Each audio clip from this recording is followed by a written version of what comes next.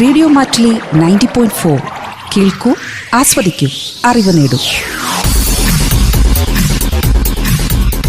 Radio Mattoli, മാറ്റത്തിന്റെ ശംഖുലി.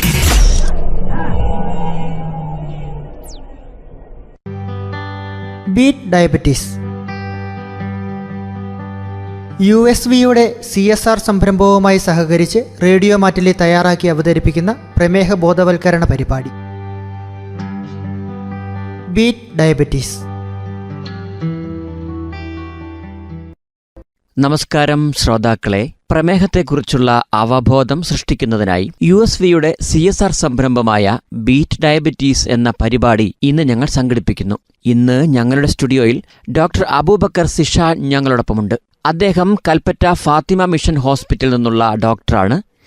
ഇന്ത്യയിലെ shift അടിസ്ഥാനത്തിൽ പ്രവർത്തിക്കുന്ന തൊഴിലാളികൾക്കിടയിൽ ഫലപ്രദമായ പ്രമേഹ മാനേജ്മെന്റിനായി തയ്യാറാക്കിയ ഭക്ഷണക്രമം, മരുന്ന് എന്ന വിഷയത്തെക്കുറിച്ചുള്ള തൻ്റെ വിലപ്പെട്ട ഉൾക്കാഴ്ചകൾ അദ്ദേഹം ഇപ്പോൾ പങ്കുവയ്ക്കും.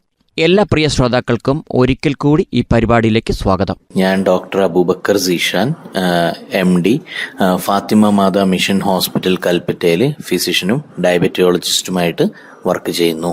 നമ്മൾ ഇന്ന് സംസാരിക്കാൻ പോകുന്നത് ഈ ഇന്ത്യയിലുള്ള ഈ ഷിഫ്റ്റ് വർക്കേഴ്സിൽ ഉണ്ടാവുന്ന പ്രമേഹ നിയന്ത്രണത്തിനെ കുറിച്ചിട്ടുള്ള പ്രശ്നങ്ങളും അതിനുള്ള പരിഹാരങ്ങളുമാണ്. അപ്പോൾ ഇന്ത്യയിൽ നമ്മൾ വർക്ക് ചെയ്യുമ്പോൾ ഇറഗുലർ വർക്ക് അവേഴ്സ്, അത് ജോലി ഒരു ഷിഫ്റ്റിലാണ്, ഒരു സമയം നിശ്ചിതമല്ല. അങ്ങനെ ജോലി ചെയ്യുന്ന ആൾക്കാർ ആരൊക്കെയാണ്? IT വർക്കേഴ്സ്, അവർക്ക് രാത്രി കാലങ്ങളിലായിരിക്കും കൂടുതൽ ജോലി. പിന്നെ ഡ്രൈവേഴ്സ്, ബസ് കണ്ടക്ടേഴ്സ്, റെയിൽവേയിൽ വർക്ക് ചെയ്യുന്ന ആളുകൾ, പോലീസുകാര്, ഇങ്ങനെയുള്ള ആളുകൾക്ക് രാവെന്നോ പകലെന്നോ ഇല്ല.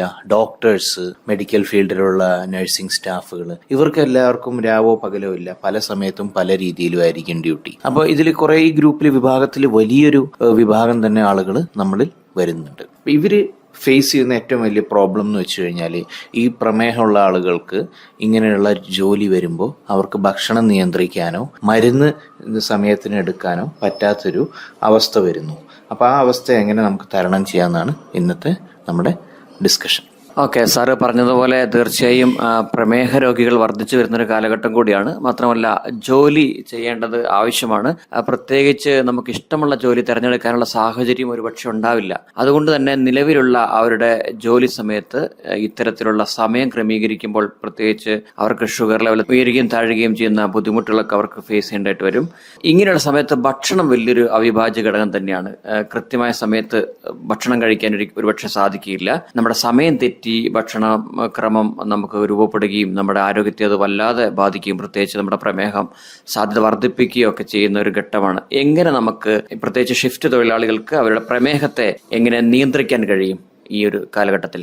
നമുക്ക് 100% ഒരിക്കലും ഇത് നിയന്ത്രിക്കാൻ സാധിക്കില്ല. എന്നാലും ഒന്ന് പ്ലാൻ ചെയ്ത് കഴിഞ്ഞാൽ 80 തൊട്ട് 90% വരെ നമ്മുടെ ഭക്ഷണ ക്രമീകരണവും മരുന്നും നമുക്ക് ഈ ജോലി സമയത്തും പ്ലാൻ ചെയ്ത് നമുക്ക് കൺട്രോൾ ചെയ്ത് പോകാവുന്നതാണ്.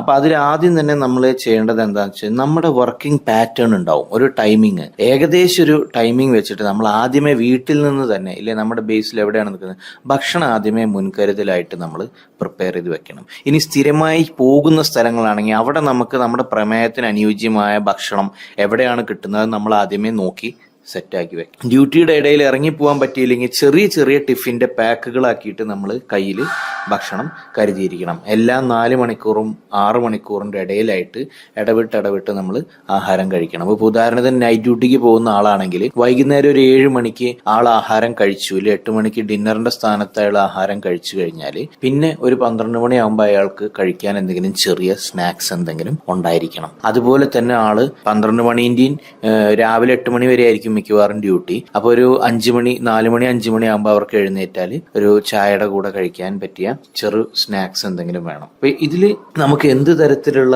സ്നാക്സ് ആണ് നമുക്ക് കൊണ്ടുപോകാൻ പറ്റുക? ചിലപ്പോൾ നട്ട്സ് കൊണ്ടുപോകാം, കുറച്ച് തൈര് കൊണ്ടുപോകാം, പിന്നെ ഓട്സ്, മുത്താറി, റാഗി, തിനരി, ചാമരി, ഇങ്ങനെയുള്ള സാധനങ്ങളുടെയൊക്കെ കുറുക്ക് പോലെ ഉണ്ടാക്കിയിട്ട് കയ്യിൽ വെക്കാം. പിന്നെ വെജിറ്റബിൾ സാലഡ്സ് കട്ട് ചെയ്ത് നമുക്ക് കയ്യിൽ വെക്കാം. ഓക്കെ, നമ്മുടെ ഷിഫ്റ്റ് ജോലിക്കാർ ഭക്ഷണം കഴിക്കുന്ന സമയം എങ്ങനെയുള്ളതായിരിക്കണം? അവർ ഏത് സമയങ്ങൾ തിരഞ്ഞെടുക്കണം എന്നുള്ളത് പറയാം. അത് തന്നെയാണ് നേരത്തെ ഞാൻ പറഞ്ഞത്. അതായത് അവര് രാത്രി ഉള്ള ഡ്യൂട്ടിക്കാരാണെങ്കിൽ ഇതുപോലെ ഈ 8 മണി നേരത്തും പിന്നെ ഒരു 12 മണി, ഏകദേശം 12 മണി 1 മണിന്റെ ഇടയിലും, പിന്നെ രാവിലെ ഒരു 4 മണി 5 മണിന്റെ ഇടയിലും, പിന്നെ അവർ 8 മണി 9 മണിക്ക് റെഗുലറായി കഴിക്കുന്ന ബ്രേക്ക്ഫാസ്റ്റ് രൂപത്തിലും ആണ് അവർ ടൈമിംഗ് മെയിൻറ്റെയിൻ ചെയ്യാൻ ശ്രമിക്കേണ്ടത്. അപ്പോൾ ചിലപ്പോൾ ഡ്യൂട്ടിയുടെ ഇടയിലായിരിക്കും, നല്ല തിരക്കായിരിക്കും, എന്നാലും അതിൻ്റെ ഇടയിൽ ഒരു 10 മിനിറ്റ് സമയം കണ്ടെത്തി എങ്ങനെയെങ്കിലും നമ്മൾ ഈ ആഹാര സമയത്ത് തന്നെ കഴിക്കാൻ ശ്രമിക്കണം. പലതരത്തിലുള്ള ആഹാരങ്ങൾ നമ്മൾ കഴിക്കുന്നുണ്ട്, പ്രത്യേകിച്ച് ഇങ്ങനെയുള്ള ആളുകൾ കഴിക്കുന്നുണ്ട്. പക്ഷേ പ്രോട്ടീൻ അല്ലെങ്കിൽ പോഷക സമൃദ്ധമായ ആഹാരം തിരഞ്ഞെടുക്കുന്നതിൽ പലർക്കും കൂടുതലായിട്ട് അറിവില്ല. അപ്പം ഏതൊക്കെ തരത്തിലുള്ള ആഹാരം, പോഷക സമൃദ്ധമായ ആഹാരം നമുക്ക് തിരഞ്ഞെടുക്കാൻ പറ്റും?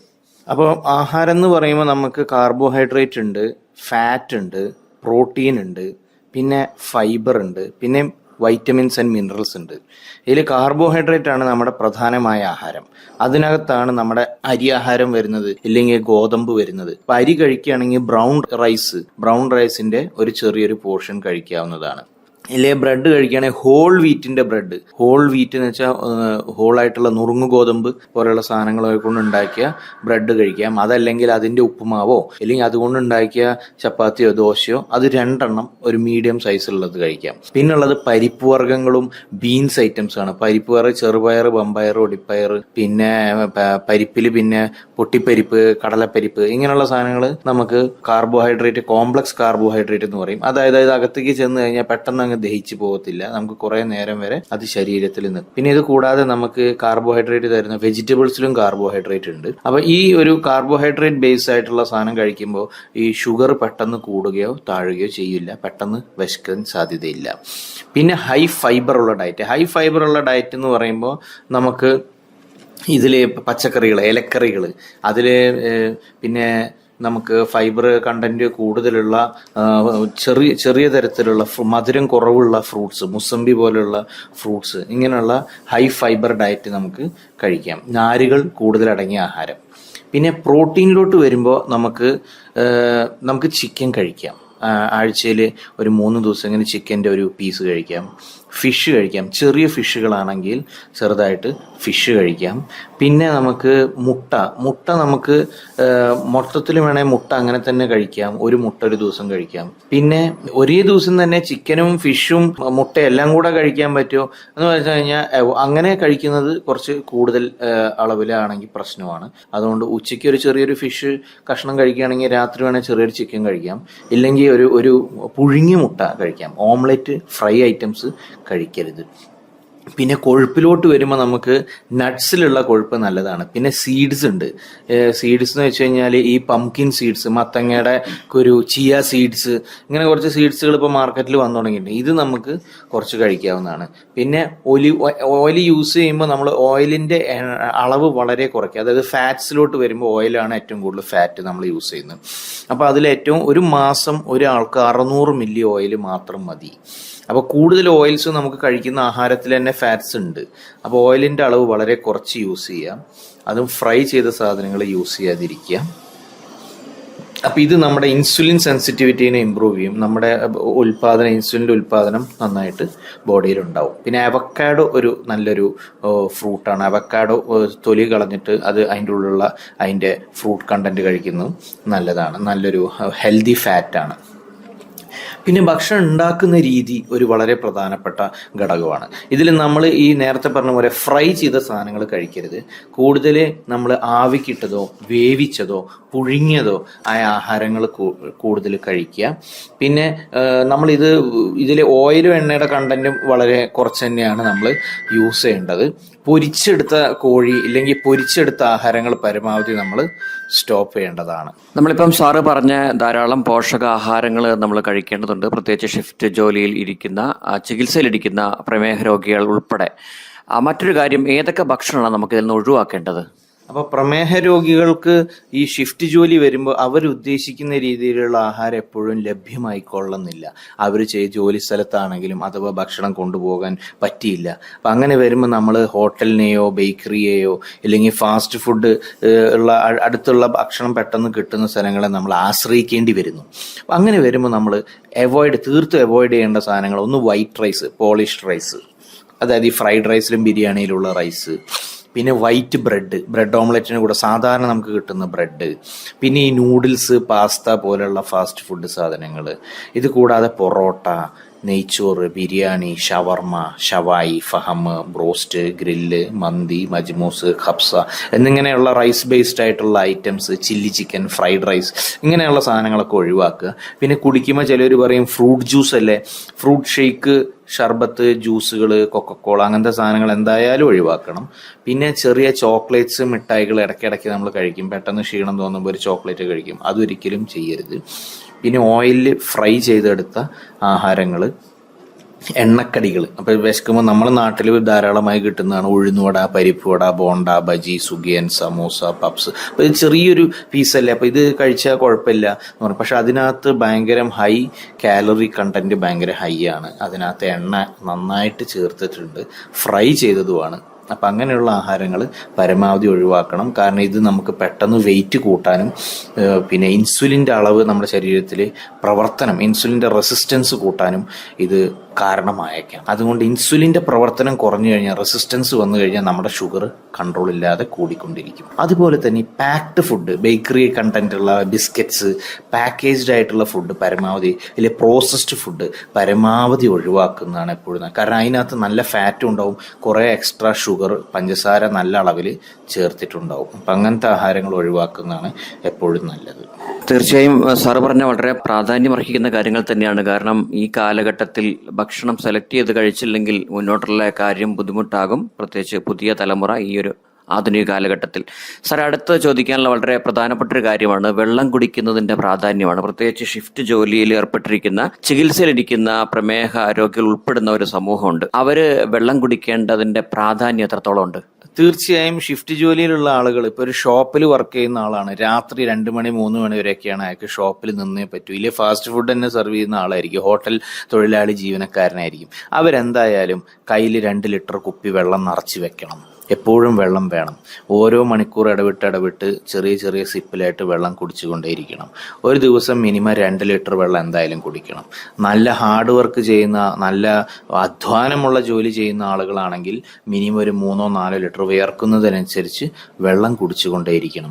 കാരണം വെള്ളം പെട്ടെന്ന് ശരീരത്തിൽ ജലാംശം കുറഞ്ഞു പോയി കഴിഞ്ഞാൽ ഷുഗർ ലെവൽസ് പെട്ടെന്ന് കൂടാനും കുറയാനൊക്കെ സാധ്യതയുണ്ട്. പേഷ്യന്റിന് BP പെട്ടെന്ന് ഫോള് വരാൻ സാധ്യതയുണ്ട്. അപ്പോൾ വെള്ളത്തിന്റെ അളവ് നമ്മൾ എപ്പോഴും മെയിൻറ്റെയിൻ ചെയ്ത് വെക്കണം. പക്ഷെ കുടിക്കുന്ന വെള്ളത്തിൽ മധുരം ഇല്ലാത്ത വെള്ളമായിരിക്കണം. നമ്മൾ നാരങ്ങ സോഡ കുടിക്കുന്നു, അല്ലെങ്കിൽ ഭയങ്കര ഫ്രൂട്ട് ജ്യൂസ് എടുത്ത് കുടിക്കുന്നു, ഇങ്ങനത്തെ സാധനങ്ങൾ, പാക്കേഡ് ആയിട്ടുള്ള ഈ ഫാൻറ്റ പോലെയുള്ള സാധനങ്ങൾ ഇത് ഒരിക്കലും കുടിക്കരുത്. എപ്പോഴും ഫ്രഷ് തിളപ്പിച്ചാറിയ വെള്ളം തന്നെയാണ് നമുക്ക് എപ്പോഴും നല്ലത്.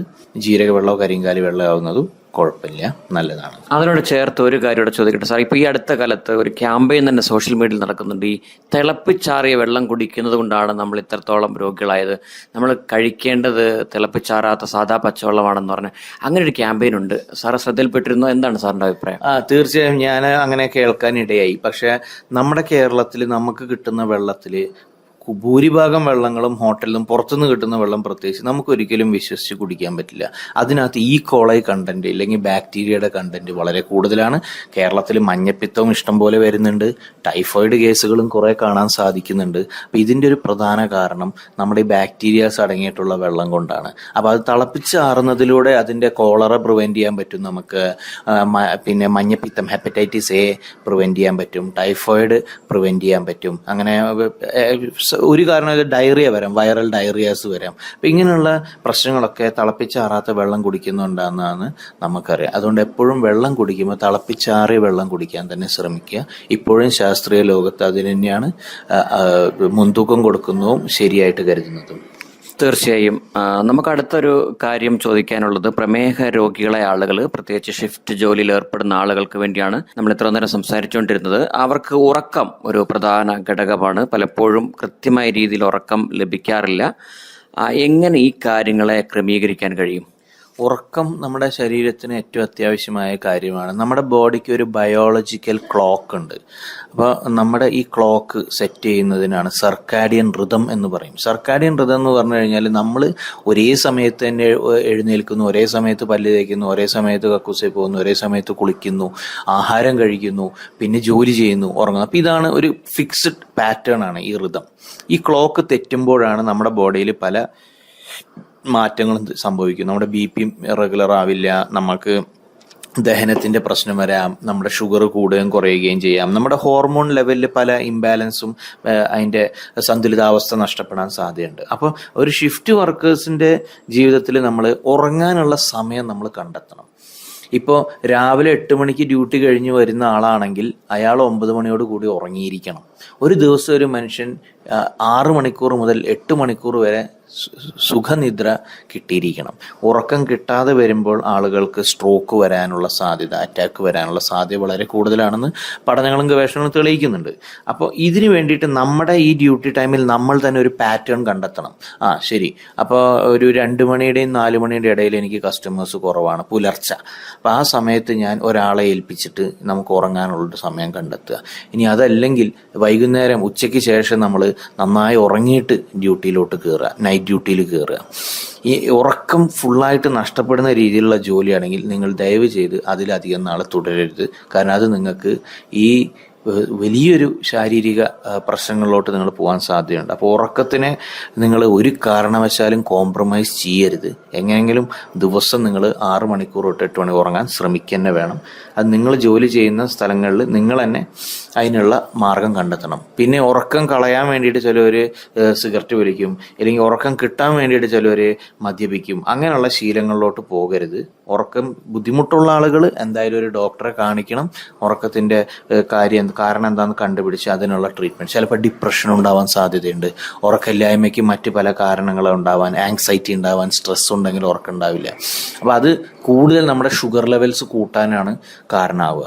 അതുകൊണ്ട് ഉറക്കത്തിൻ്റെ പ്രശ്നമുള്ള ആളുകൾ ഡോക്ടറെ കാണിക്കുക, ഇല്ലെങ്കിൽ അവരുടെ ഡ്യൂട്ടി ടൈമിംഗ് ആയതിനനുസരിച്ച് ഷെഡ്യൂൾ ചെയ്യും. പ്രമേഹ രോഗ ചികിത്സയിലിരിക്കുന്ന തൊഴിലാളികൾ അവരുടെ ജോലി സമയവുമായി ബന്ധപ്പെട്ട് ധാരാളം സമ്മർദ്ദം അനുഭവിക്കുന്നുണ്ട്. ആ കൂടെ അവർക്ക് അതിൻ്റെ ക്ഷീണമുണ്ട്. ശാരീരിക ക്ഷീണം നല്ലപോലെ ഉണ്ടാകുന്നൊരു ഘട്ടം കൂടെയാണല്ലോ. അപ്പം അതിനെ എങ്ങനെ പ്രതിരോധിക്കാൻ കഴിയും? ഈ ഒരു ഘട്ടത്തെ എങ്ങനെ അവർക്ക് കൈകാര്യം ചെയ്യാൻ പറ്റും? ഇതിൽ ഞാൻ നേരത്തെ പറഞ്ഞ കാര്യം തന്നെയാണ് ഏറ്റവും പ്രധാനം. ഉറക്കം നമ്മുടെ ബോഡിക്ക് ഏറ്റവും കൂടുതൽ സ്വന്തമായിട്ട് റിപ്പയർ ചെയ്യാൻ കിട്ടുന്ന സമയമാണ് നമ്മൾ ഉറങ്ങുന്നത്. അപ്പോൾ ഉറക്കത്തിൻ്റെ ക്വാളിറ്റി ഡെവലപ്പ് ചെയ്യണം. എങ്ങനെയെങ്കിലും നമ്മൾ ജോലി ചെയ്യുന്ന സ്ഥലത്താണെങ്കിൽ ഉറങ്ങാൻ വേണ്ടിയിട്ട് ചെറിയൊരു അറേഞ്ച്മെൻറ്റ് ചെയ്യണം. ഒരു ചെറിയൊരു റൂമോ അല്ലെങ്കിൽ സൈഡിലൊരു സ്ഥലം, ഒച്ചപ്പാടും ബഹളമൊന്നും ഇല്ലാതെ, ലൈറ്റും ഒന്നുമില്ലാതെ സുഖമായി വൃത്തിയിൽ കിടന്നുറങ്ങാൻ പറ്റിയ ഒരു സ്പേസ് നമ്മുടെ ഷോപ്പിലോ അല്ലെങ്കിൽ നമ്മൾ ജോലി ചെയ്യുന്ന സ്ഥലത്ത് എവിടെയെങ്കിലും നമ്മൾ കണ്ടെത്തിയിരിക്കണം. ഡ്രൈവേഴ്സ് ആണെങ്കിൽ പ്രത്യേകിച്ച് വണ്ടിയിൽ തന്നെ ഉറങ്ങാനുള്ള അറേഞ്ച്മെന്റ്സ് എന്തായാലും നമ്മൾ കണ്ടിരിക്കണം. ട്രക്ക് ഡ്രൈവേഴ്സ് എങ്ങനെയാണെങ്കിലും ഉറക്കത്തിനുള്ള അറേഞ്ച്മെന്റ് ചെയ്യണം. പിന്നെ രണ്ടാമതായിട്ട് നമ്മൾ മെഡിറ്റേഷൻ ഇല്ലെങ്കിൽ മൈൻഡ്ഫുൾനെസ് എന്ന് പറയും. അത് സ്ട്രെസ് റിലീസ് ചെയ്യാൻ നമ്മളെ വളരെയധികം സഹായിക്കും. പിന്നെ ചെറിയ 5 മിനിറ്റിൻ്റെ എക്സസൈസുകളുണ്ട്. ചെറിയ തോതിൽ ബ്രീതിങ് എക്സസൈസും ചെറുതായിട്ടുള്ള സ്ട്രെച്ചിങ് എക്സസൈസും ജോലിൻ്റെ ഇടയിൽ നമ്മളൊരു 5 മിനിറ്റ് ബ്രേക്ക് എടുത്തിട്ട് ഇറങ്ങി വന്ന് നമ്മൾ ചെയ്യണം. അപ്പോൾ നമ്മൾ വിചാരിക്കും അങ്ങനെ ഒരു 5 മിനിറ്റ് എനിക്ക് ഇറങ്ങാൻ പറ്റില്ല, അങ്ങനെ ആയ ഇവിടെ ആകെ താറുമാറാവും, ആകെ പ്രശ്നം. നമ്മൾ ആ ഡ്യൂട്ടിൻ്റെ ഇടയിൽ അങ്ങനെ ഒരു പാറ്റേൺ നമ്മൾ തന്നെ കണ്ടുപിടിച്ച് നമ്മൾ ഡെവലപ്പ് ചെയ്യണം. ഇരുന്ന സ്ഥലത്ത് നമ്മൾ എഴുന്നേൽക്കണം. ഇരുന്നിരുന്നുള്ള ജോലി എപ്പോഴും അപകടമാണ്. അതുകൊണ്ട് 1 മണിക്കൂർ കഴിഞ്ഞാൽ നമ്മൾ എഴുന്നേറ്റ് നിന്ന് ഒരു 5 മിനിറ്റ് നമ്മൾ സ്ട്രെച്ച് ചെയ്ത്, കുറച്ച് സിറ്റപ്സ് ഒക്കെ ചെയ്ത്, കുറച്ച് പുള്ളപ്പോ പുഷപ്പോ ഒക്കെ ചെയ്ത് അവിടെ സൈഡിൽ തന്നെ കുറച്ചൊന്ന് ബോഡി ആക്റ്റീവ് ആക്കി എടുക്കണം. മറ്റൊരു പ്രധാനപ്പെട്ട കാര്യമാണ് രക്തത്തിലെ പഞ്ചസാരയുടെ അളവ് അവർക്ക് എങ്ങനെ നിരീക്ഷിക്കാൻ കഴിയും? അവരെങ്ങനെ അതിനെ നിരീക്ഷിക്കണം? പെട്ടെന്ന് കൂടുകയും കുറയുകയും ചെയ്യാത്ത ഒരു ആവറേജ് കൺട്രോളിൽ ഷുഗർ പോയിക്കൊണ്ടിരിക്കുകയാണെങ്കിൽ അവർക്ക് സ്വന്തമായിട്ട് കുത്തി നോക്കേണ്ട മെഷീൻ വേണ്ട. അടുത്തുള്ള ഒരു ലാബിൽ നിന്ന് ആഴ്ചയിൽ 2-3 തവണ കുത്തി നോക്കിയാൽ മതി. ഒരു ഷുഗർ നോക്കാൻ 20 രൂപ 30 രൂപ എങ്ങനെയുള്ളൂ. പക്ഷെ അവരത് മോണിറ്റർ ചെയ്തുകൊണ്ടിരിക്കണം. എപ്പോഴും ഒരേ സമയത്ത് ആവണമെന്നില്ല. ഒരു സമയത്ത് രാവിലെ വെറും വയറ്റിൽ ചെയ്താൽ പിന്നെ ഒരു സമയത്ത് ആഹാരം കഴിച്ച് 2 മണിക്കൂർ കഴിഞ്ഞിട്ടുള്ളത് ചെയ്യാം. പിന്നെ ഒരു സമയത്ത് വേണമെങ്കിൽ ഉച്ചയ്ക്ക് വൈകുന്നേരം നേരത്തെ ചെയ്യാം. പിന്നെ ഒന്ന് രാത്രി ഉറങ്ങണേക്കാളും മുമ്പ് ചെയ്യാം. അങ്ങനെ നമുക്കൊരു വ്യക്തമായൊരു നിർബന്ധിച്ച് ഒരേ സമയത്ത് ചെയ്യേണ്ട, മാറി ചെയ്യാം. അപ്പോൾ ഒരു ദിവസത്തിൽ ഏതൊക്കെ സമയത്ത് മാറി വരും നമുക്കറിയാൻ പറ്റും. പക്ഷെ ചില ആളുകൾക്ക് പെട്ടെന്ന് ഷുഗർ കൂടുകയും കുറയുകയും ചെയ്യും. അവർ സ്വന്തമായിട്ടൊരു ഗ്ലൂക്കോസ് മോണിറ്റർ, ബ്ലഡ് ചെക്ക് ചെയ്യാനുള്ള അക്യുചെക്ക് പോലെയുള്ള, അല്ലെങ്കിൽ എന്താ പറയുക, 1 ടച്ച് സെലക്ട് പ്ലസ് പോലെയുള്ള ഷുഗർ ചെക്ക് ചെയ്യുന്ന മെഷീൻ വാങ്ങണം. അത് വാങ്ങിയിട്ട് അവർ മിക്ക ദിവസങ്ങളിലും രാവിലെ ഭക്ഷണത്തിന് മുമ്പ്, പിന്നെ ഭക്ഷണം കഴിച്ച് 2 മണിക്കൂർ മുമ്പ്, പിന്നെ ഉറങ്ങുന്നതിനേക്കാൾ മുമ്പ് നോക്കുകയും അത് എഴുതി വെക്കുകയും ചെയ്യണം. അപ്പോൾ ഡ്യൂട്ടി സമയത്താണെങ്കിലും 1 മിനിറ്റ് എടുക്കുള്ളൂ. ആ സാധനം എടുത്ത് വേഗം കുത്തി നോക്കി എഴുതി വെക്കുക. ആ ടൈമും ഡേറ്റും വെച്ചിട്ട് എഴുതി വെക്കണം. ആ ഡോക്ടറെ കാണിക്കാൻ ചെല്ലുമ്പോൾ ഈ പാറ്റേൺ കാണിച്ചു കൊടുക്കുക. എനിക്ക് രാവിലെ എങ്ങനെയാണ് വരുന്നത്, ഉച്ചയ്ക്ക് എങ്ങനെയാണ്. അത് മാത്രമല്ല, പെട്ടെന്ന് ക്ഷീണം വന്ന് തളർന്നു പോയാൽ വേഗം കുത്തി നോക്കണം. അപ്പം എത്രത്തോളം ഷുഗർ കുറഞ്ഞു, എമർജൻസി സ്റ്റേജിൽ നമുക്ക് ഷുഗർ കുറയുന്നുണ്ട്, എത്ര വട്ടം അങ്ങനെ ഒരു മാസത്തിൽ കുറഞ്ഞു എന്നുള്ളത് നമ്മൾ വ്യക്തമായി നമ്മൾ തിട്ടപ്പെടുത്തി എടുക്കണം. അപ്പോൾ നിങ്ങളെ ചികിത്സിക്കുന്ന ഡോക്ടർക്ക് ഇതനുസരിച്ചിട്ട് നിങ്ങളുടെ മരുന്നിൻ്റെ ഡോസും, ഇൻസുലിൻ ആണെങ്കിൽ ഇൻസുലിനും അറേഞ്ച് ചെയ്ത് അഡ്ജസ്റ്റ് ചെയ്ത് തരാൻ വളരെയധികം സഹായകരമാകും. മാത്രമല്ല, നിങ്ങൾ കഴിക്കുന്ന ആഹാരത്തിനനുസരിച്ചിട്ട് ഏത് ആഹാരം കഴിക്കുമ്പോഴാണ് ഇത് കൂടുന്നത്, ഏത് ആഹാരം കഴിക്കുമ്പോഴാണ് ഇത് കുറയുന്നത് നിങ്ങൾക്ക് തന്നെ സ്വന്തം ചെക്ക് ചെയ്തുകൊണ്ടിരിക്കുമ്പോൾ നിങ്ങൾക്ക് മനസ്സിലാവും. അപ്പം അതനുസരിച്ചിട്ട് നിങ്ങൾക്ക് ഭക്ഷണം നിയന്ത്രിക്കാൻ വളരെയധികം സഹായകരമായിരിക്കും. അടുത്തത് നിർണായകമായ ഒരു ചോദ്യമാണ്. നമ്മൾ ഒരു ഡോക്ടറെ ഏതൊക്കെ ഘട്ടത്തിൽ അവർ സമീപിക്കണം, ഒരു ഡോക്ടറുമായിട്ടൊരു ബന്ധം അവരെങ്ങനെ സൂക്ഷിക്കേണ്ടതുണ്ട്? ഇതിൽ ഞാൻ നേരത്തെ പറഞ്ഞ പോലെ 2 ടൈപ്പ് ആളുകളാണുള്ളത്. ഒന്ന്, ചെറിയ ലെവലിലുള്ള ഷുഗറേ ഉള്ളൂ, അവർ ഗുളിക കഴിച്ച് പോകുന്നുണ്ട്, സ്വന്തമായിട്ട് വീട്ടിൽ നിന്ന് ഷുഗർ നോക്കുന്നുണ്ട്, മെയിൻറ്റെയിൻഡ് ആണ്, വേറെ കുഴപ്പങ്ങളൊന്നുമില്ല, ഹാർട്ട് പ്രോബ്ലംസ് ഇല്ല, അത് കോംപ്ലിക്കേറ്റഡ് കേസുകളൊന്നും അല്ല. HbA1c എന്ന് പറഞ്ഞാൽ 4 മാസത്തെ ഷുഗറിൻ്റെ ആവറേജ് 6-നും 7-നും ഇടയിലാണ്, വളരെ കൺട്രോൾഡ് ആയിട്ട് പോകുന്ന ഒരു രോഗിയാണ് എന്നുണ്ടെങ്കിൽ അവർ ഒരു 2 മാസത്തിലൊരിക്കലോ 3 മാസത്തിലൊരിക്കലോ ഡോക്ടറെ കാണിച്ചാൽ മതി. എന്നാൽ ഇൻസുലിൻ എടുക്കുന്ന ആളാണ്, ഹാർട്ട് പ്രോബ്ലംസ് ഉണ്ട്, കിഡ്നി പ്രോബ്ലംസ് ഉണ്ട്, പ്രഷർ ഉണ്ട്, കൊളസ്ട്രോൾ ഉണ്ട്, തൈറോയിഡ് ഉണ്ട്, യൂറിക്, അതായത് ഷുഗർ കൂടാതെ തന്നെ മറ്റു പല രോഗങ്ങളും ഉള്ളൊരു വ്യക്തിയാണെങ്കിൽ അയാൾ നിർബന്ധമായി മാസത്തിലൊരിക്കലെങ്കിലും ഡോക്ടറെ കാണിക്കാൻ പോകണം. എന്നിട്ട് ഈ വീട്ടിൽ നിന്ന് ഇല്ലെങ്കിൽ നമ്മൾ ജോലിയിൽ നിന്ന് റെക്കോർഡ് ചെയ്തു വെച്ച ഈ റിപ്പോർട്ടുകൾ, നമ്മൾ വീട്ടിൽ നിന്ന് എഴുതിയ ഡയറി, ഷുഗറിൻ്റെ ഡയറി, ഈ കാര്യങ്ങൾ ഡോക്ടറെ ചെന്ന് കാണിക്കണം. അപ്പം അതനുസരിച്ചിട്ട് നമുക്ക് കൂടുതൽ കൺട്രോൾ ചെയ്ത് നമുക്ക് പോകാൻ സാധിക്കും.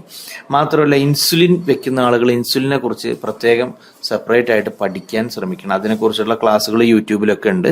അപ്പോൾ ഇൻസുലിൻ യൂസ് ചെയ്യേണ്ടാത്ത എങ്ങനെയാണെന്നുള്ള കറക്റ്റ് രീതികൾ നമ്മൾ മനസ്സിലാക്കണം. എന്തായാലും വളരെയധികം നന്ദി ഡോക്ടർ അബൂബക്കർ, ഫാത്തിമ ഹോസ്പിറ്റൽ, കൽപ്പറ്റ.